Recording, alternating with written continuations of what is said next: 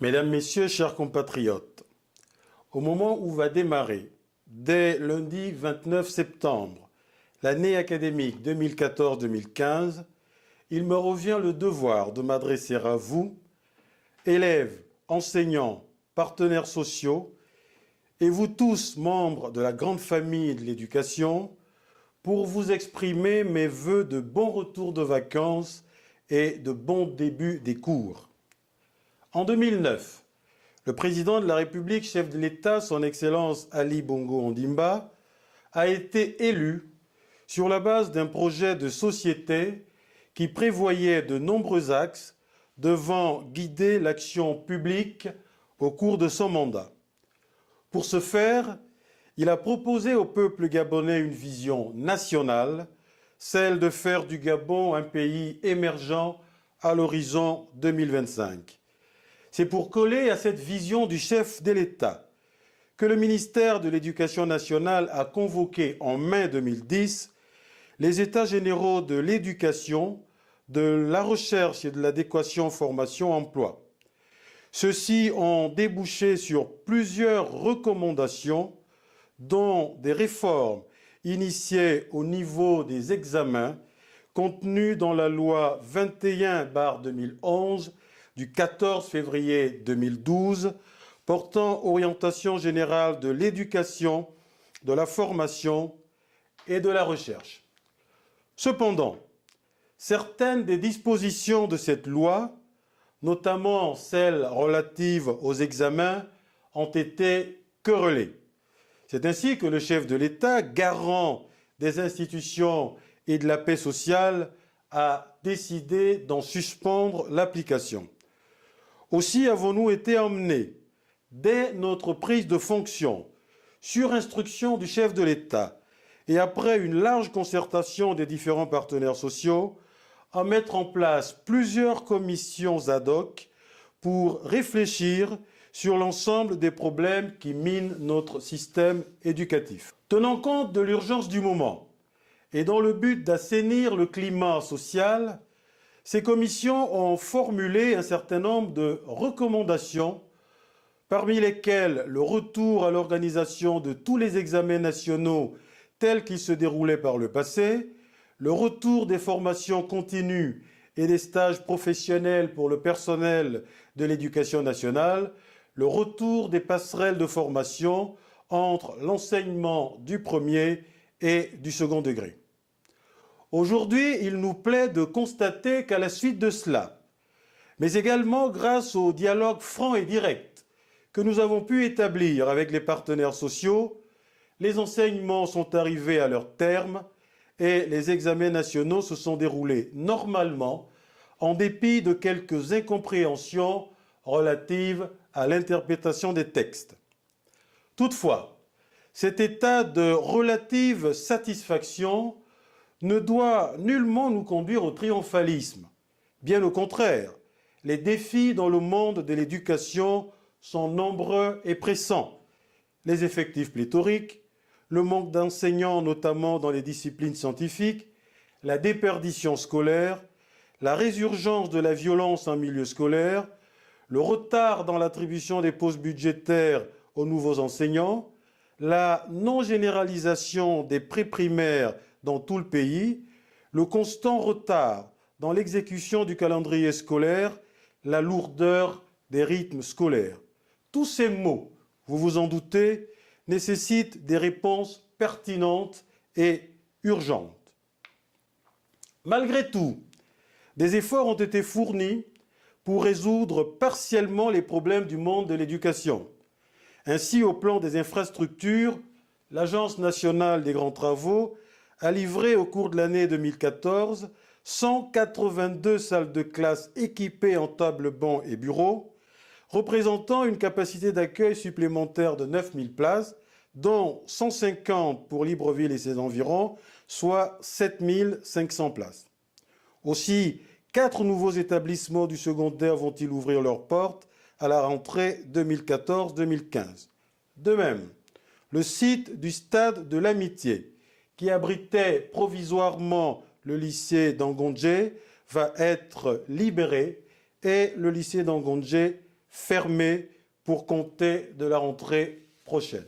Mais comme on peut le constater, les chantiers restent nombreux et le gouvernement, conduit par le professeur Daniel Onaondo, s'attelle à les mener à leur terme pour ainsi assurer une meilleure offre de formation à nos enfants et répondre avec efficacité à la demande des parents. Nous sommes conscients qu'aucun pays au monde ne s'est développé sans prendre appui sur l'école, la vraie école, celle qui n'exclut personne, celle de la mixité sociale, celle qui prépare à l'emploi, à la responsabilité, à la réflexivité, à l'autonomie et à la relève. Mesdames et messieurs, l'école est avant tout le creuset de la promotion sociale et des valeurs républicaines. L'évaluation à tous les niveaux en la matière en est le vecteur. L'école gabonaise ne peut dormir longtemps sur ses lauriers. Elle ne peut demeurer longtemps sourde et aveugle sur tout ce qui se passe autour d'elle. Ailleurs, le monde scolaire bouge, innove, révolutionne même. Notre pays doit s'ancrer dans la mondialisation. Partout où les réformes courageuses ont été initiées et engagées, des résistances ont été enregistrées, grippant parfois l'appareil de l'État.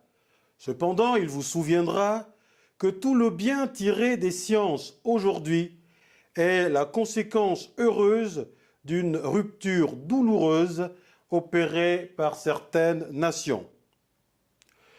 Je voudrais saisir l'occasion de cette rentrée scolaire pour appeler les générations actuelles au dépassement et à l'affirmation d'une personnalité innovante à l'écoute de l'école nouvelle, celle qui conforte la capacité, qui construit la compétence. Le CEP, le BPC, le bac, ces parchemins se gagnent. Ils ne se négocient pas, ils se méritent. Mesdames et messieurs, l'on ne peut discourir sur l'école gabonaise sans tenir compte des différentes composantes qui la façonnent au quotidien. Ces femmes et ces hommes qui savent mesurer sa vitesse, son débit d'éducation et de formation. C'est pourquoi il me plaît d'en appeler à la conscience et au sacrifice professionnel des enseignants de tous ordres d'enseignement, publics, privés confessionnels, privés reconnus ou non, à tous les niveaux, préprimaire, primaire, secondaire général et technique. La nation sera reconnaissante à tous, pour peu qu'on lui en donne le temps et qu'on lui consacre son dû en heures de travail et non pas en heures au travail. Aux partenaires sociaux, je voudrais dire combien nous apprécions leur approche participative dans la négociation et la concertation. Cela témoigne de tout l'intérêt qu'ils portent à l'éducation de nos enfants, futurs citoyens du Gabon émergent et partant au développement de la nation. Je souhaite de tous mes vœux que cette dynamique s'accentue au cours de l'année scolaire qui va commencer. Je voudrais dire aux élèves que toute la nation les accompagne dans leur quête du savoir-faire et du savoir-être, car c'est sur eux et sur eux seulement que repose l'avenir de notre pays. Pour cela, ils doivent rompre avec l'esprit de facilité, la recherche effrénée du carreau qui, lui, peut se briser au contact d'une enquête et compromettre à jamais leurs rêves, l'espoir de toute une famille, voire de toute une nation.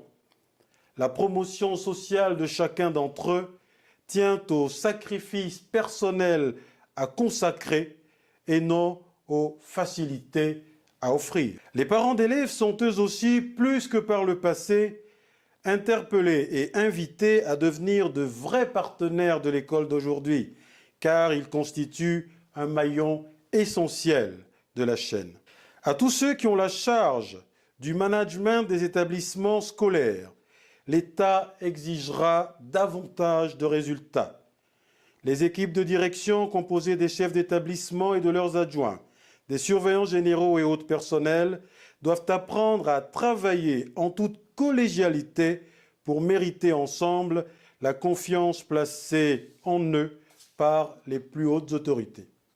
À l'endroit de l'administration centrale, nous attendons de chaque direction générale des résultats palpables sur autant de domaines que l'application avec rigueur des plans d'activité dévolus à chaque direction générale, le suivi des situations administratives des agents en rompant avec les lenteurs administratives dans le traitement des dossiers, l'observation scrupuleuse des règles de l'orthodoxie dans la gestion financière des budgets alloués.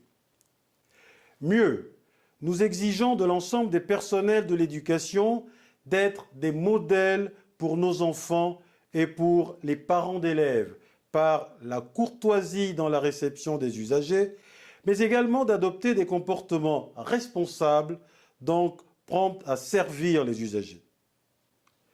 L'Inspection générale des services, quant à elle, doit davantage intégrer la nécessité d'accomplir avec brio sa mission de contrôle et d'évaluation de nos services afin d'amener les différentes administrations à maintenir le cap qui nous est fixé. Le ministère de l'Éducation nationale et de l'enseignement technique et professionnel remplira pour sa part, au mieux qu'il peut, son contrat pour que l'année 2014-2015 soit placée sous le signe de l'apaisement et de la responsabilité partagée afin que la réussite pour tous soit effective. Bonne rentrée scolaire à tous. Je vous remercie.